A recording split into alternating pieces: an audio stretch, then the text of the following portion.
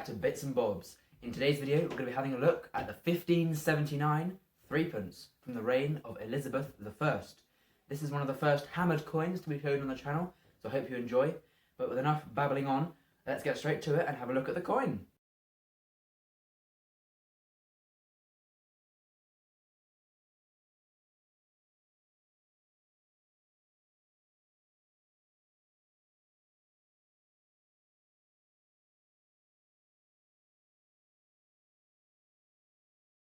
So then, here is the coin itself, and I think you'll all agree that it is a lovely coin, if I do say so myself. So then, the coin is a 3-pence piece. It's 1.4 grams of silver, and that's roughly how it worked back in the day. 1.4 grams of silver was worth 3 pence. If you had 2.8 grams, that would be a 6-pence and so on, and the money was in silver, all the way up to 28 grams of silver, which was a half crown, or a quarter of a pound, and then half a pound was a gold coin, a half sovereign, and then a pound was a sovereign, and so on, like that. The coin also has a diameter of 19 millimeters, the same diameter actually as a new penny for scale. The coin on the obverse features Her Majesty Elizabeth I, who reigned from 1558 to 1603, and so this coin from 1579 is roughly in the middle of her reign. On the portrait we can see Her Majesty the Queen, as well as a Tudor rose, also giving it, a date from that rough Tudor period from the 1500s. Very cool. The denomination 3 pence has been going since the mid-11th century all the way up to 1971 when all the coins were decimalised.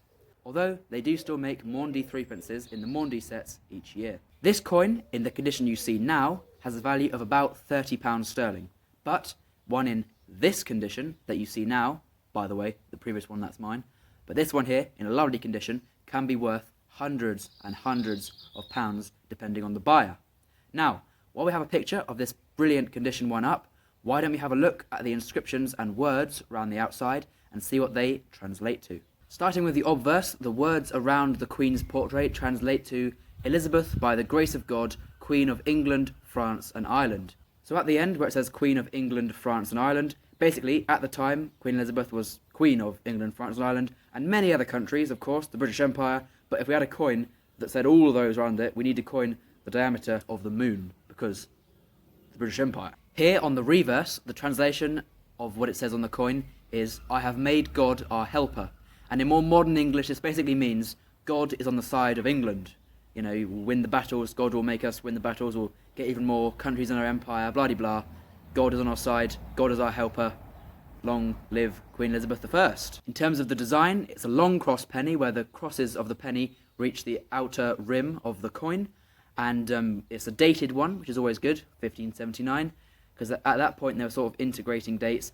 Dating on coins, fully started about 1660, and ever since the 1400s they've been sort of integrating them, and that's just because it was expensive to change the die of a hammered coin every year. They used to just do like a special symbol like a barrel or a cross, and that meant it was from the 1480s or blah-de-blah to sort of roughly date it, and obviously you can date it from the monarch and stuff, but yeah, so 1579, the date on there is good, and I think it's just a really nice coin to have in a collection, but especially because it's a hammered coin and it's so old.